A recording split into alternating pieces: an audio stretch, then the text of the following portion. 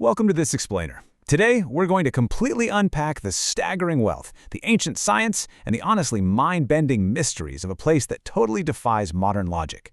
We're talking about the Sri Padmanabhaswamy Temple, down in Thiruvananthapuram in Kerala, India. This isn't just a site of profound religious devotion. It's literally the center of an international mystery that has hooked historians, scientists, and pretty much anyone who loves a good treasure story. Okay, let's just dive right into the deep end here. To really wrap your head around the sheer scale of this temple, we have to start with an absolutely unfathomable number. $1 trillion. Yep, trillion with a T. Or, to put that into the Indian numbering system, an estimated 83 lakh crores.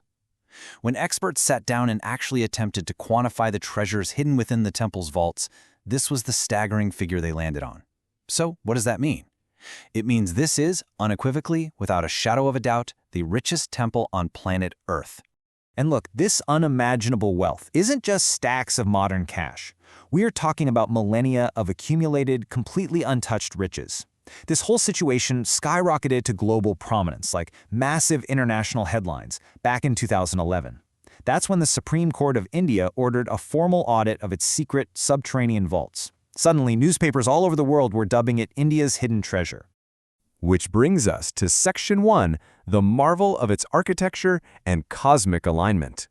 So visually, this temple is a brilliant, unique blend of Dravidian and Chera architecture.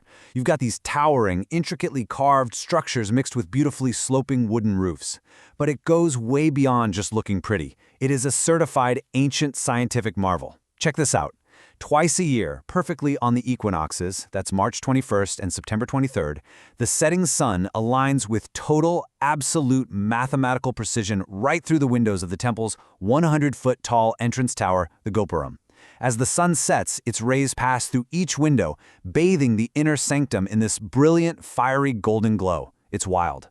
It proves the ancient builders weren't just artists, they were master astronomers.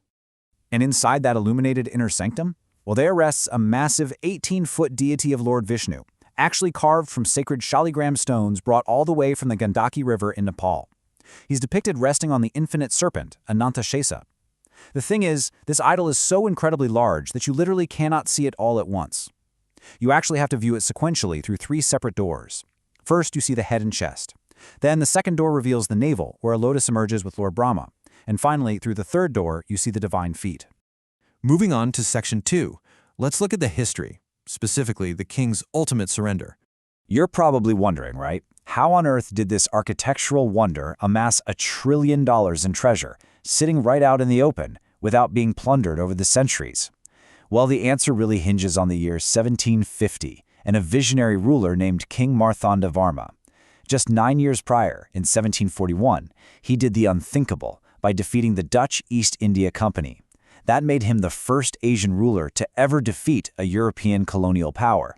But then, in 1750, he makes a move that totally rewrites history. In a deeply spiritual ritual called Tripodi Danam, he surrendered his entire kingdom, his wealth, his army, his crown, directly to the temple deity. He just declared himself a Padmanabha Dasa, which basically means a humble servant of the Lord. And because the king was now ruling only as a servant, generations of immense wealth poured into the temple as divine offerings rather than just royal taxes. And miraculously, while other temples across the subcontinent were unfortunately looted, this one survived centuries of invasions. An attack by a ruler named Makula, foiled in 1680. The fearsome Tipu Sultan defeated near Kochi in 1790 before he could even reach the temple. Even multiple invasions during the Mughal era failed to breach its sacred walls. The wealth just kept accumulating, safely locked away. Let's transition to Section 3, the discovery, and unlocking that hidden treasure. For hundreds of years, this hoarded wealth was basically just local legend, whispers and folklore. But then came that 2011 Supreme Court order to actually unseal the underground vaults. They started with Vault A, and honestly, what they found completely defied belief. We're talking a blinding array of treasures. They uncovered a solid gold throne explicitly designed to fit that 18-foot deity, completely encrusted with precious stones. There was an 18-foot solid gold chain, intricate idols carved entirely out of diamonds, sapphires, and rubies. And maybe the most fascinating part for historians, they found heaps of 2,000-year-old Roman coins, along with coins from the Napoleonic era. It completely proved that this temple was the ultimate endpoint for centuries of highly lucrative global trade. Now sure, the raw precious metals and gems alone are worth billions in today's modern markets, but experts universally agree that just trying to slap a dollar value on this completely misses the point. The historical, the cultural, and the religious significance of these untouched ancient artifacts makes them, quite literally, priceless. They aren't just gold, they're perfectly preserved time capsules of global human history. And that brings us to the real puzzle, Section 4, the enigma, and the absolute mystery of Vault B. Because, as staggering and world-changing as opening Vault A was, it's actually Vault B, the legendary sixth door that has totally captivated the world's imagination.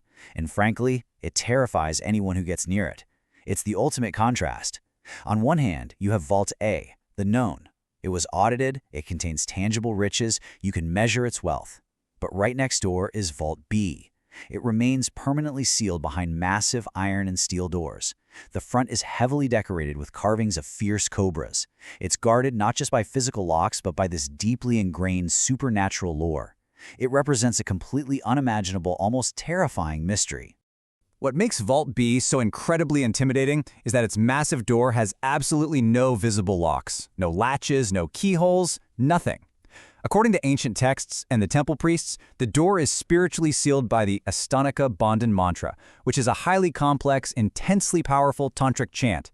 Tradition firmly dictates that this seal can only be safely undone by a highly attained yogi who knows exactly how to reverse the chant. Breaking it open with force? Absolutely, strictly forbidden. So would you dare force it open? While history suggests that is a very, very bad idea. Back in the 1930s, a group of explorers allegedly tried to pry the door open. According to the stories, they were immediately met with sudden swarms of aggressive snakes, and several purportedly met sudden, unexplained deaths. Fast forward to that 2011 audit, and the temple priests vehemently refused to allow Vault B to be touched at all. And beyond the snakes, there's this pervasive local myth that the vault is directly connected to the Arabian Sea. The belief is that breaking the spiritual seal will trigger catastrophic apocalyptic flooding that would literally wipe out the entire region. No pressure, right? Let's wrap things up with Section 5, the law, the legacy, and that final Supreme Court verdict. So you have this intense, undeniable clash. On one side, ancient religious superstition and immense hoarded wealth. On the other, the modern demand for transparent accountability. Naturally, this sparked a massive, decade-long legal battle. It all actually started back in 2008. A retired police officer named T.P. Sundarajan filed a petition demanding government oversight of the temple. He brought up some serious allegations, missing artifacts, fake jewelry supposedly being swapped in, and just general mismanagement by the royal descendants. This specific legal spark is what ultimately forced that 2011 audit that shocked the world. Finally, in July of 2020, the Supreme Court of India handed down their highly anticipated ruling to impartially settle this bitter feud. And it was pretty fascinating.